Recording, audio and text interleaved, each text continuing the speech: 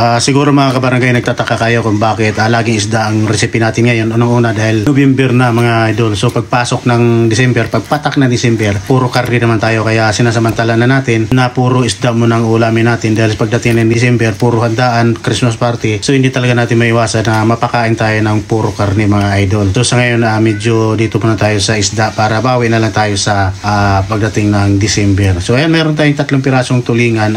Mahigit 1 kilo yan, medyo malalaki.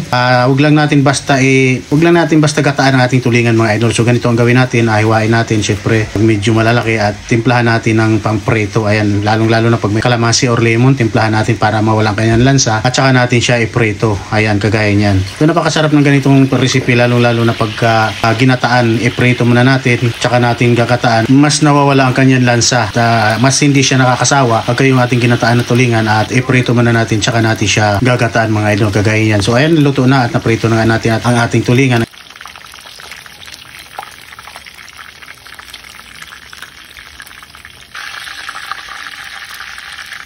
Ang gagawin naman natin rito ay magisa naman tayo ng ating bawang. Ayan, siyempre pampalasa, pamparomatic. Siyempre bawang, sibuyas. Ayan, gisa-gisa lang. At higit sa lahat, dapat may luya. Mas maraming luya para mas masarap ang ating ginataang tulingan. Ayan, pag isang-gisa na ating mga pampalasa, saka natin ilagay yung ating gata. Siguro may 2 pirasong gata yung nabili natin.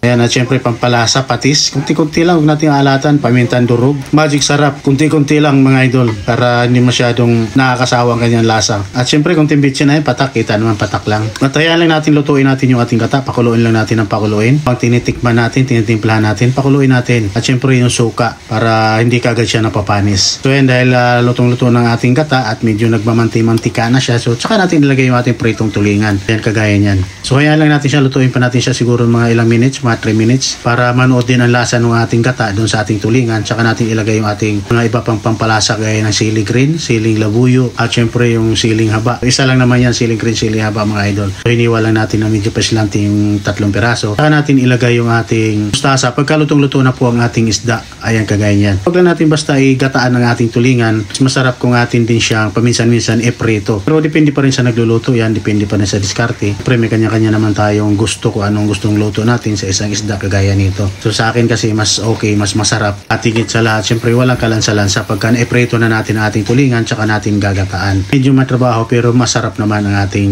magiging ulam. So ayan, luto na at yan ang kasimple. Dali magluto ng ginataang tulingan na pinirito muna natin mga lods. Ayan. So ayan, pwede na po tayong kumain at maraming salamat muli sa inyong lahat. Sa mga gusto nga palang umorder ng ating bagnit bagoong at ng ating suka rapsa, yan nasa Shopee mga idol ha. Mamaya ilagay po natin yung link at nang sa gayoy mapabilis po ang inyong pag-order ng ating bagnit bagoong. Meron tayong spicy at syempre meron din tayong regular flavor. Ayan, salamat.